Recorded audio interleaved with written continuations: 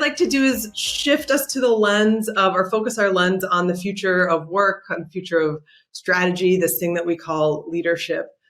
And so what are we going to be waking up and doing day to day in this time and space 50 years from now? And this is a conversation that I think leads us largely to purpose, leads us largely to realization of humanity or human beings as self.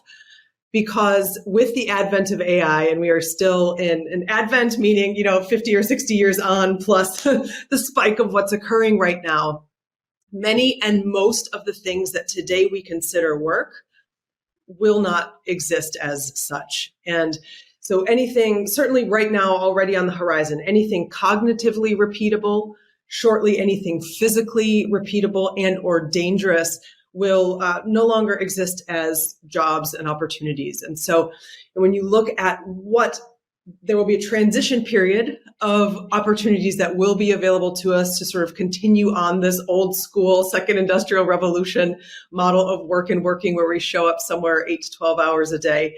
But beyond that point, I think comes the invitation of what are we doing? How will we discover our purpose? And how will we allow or invite or be told by artificial intelligence sort of what is our humanity and what is our purpose? Obviously, working on an assembly line, that's a repeatable task. And that has been taken over in many cases by robots and by machines.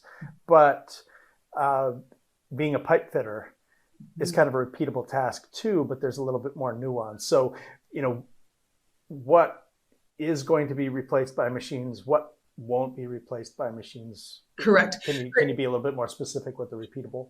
Yes, absolutely. So we're still at a point where robotics has not yet met artificial intelligence at its level of sophistication. So things that dexterity require more sophistication will likely take a little bit longer when we're talking about repeatable tasks. So pipe fitter is a great example of that. But now we're looking at everything. If we root back to that original study in 2013 for the two guys out of Oxford who mapped all of the jobs in the US Bureau of Labor Statistics database, and they ran some algorithms to say, based on what we know about computation, what's the likelihood that jobs in X industry will be computerized or taken over by robots?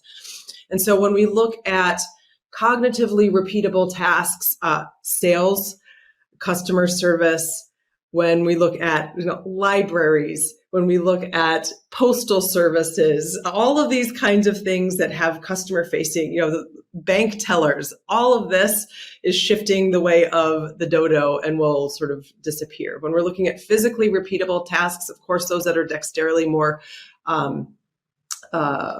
less complicated now. But that will, as robotization becomes more and more sophisticated, and as nanorobots will be able to take the place of large clunky machines, I think we begin to shift that enormously.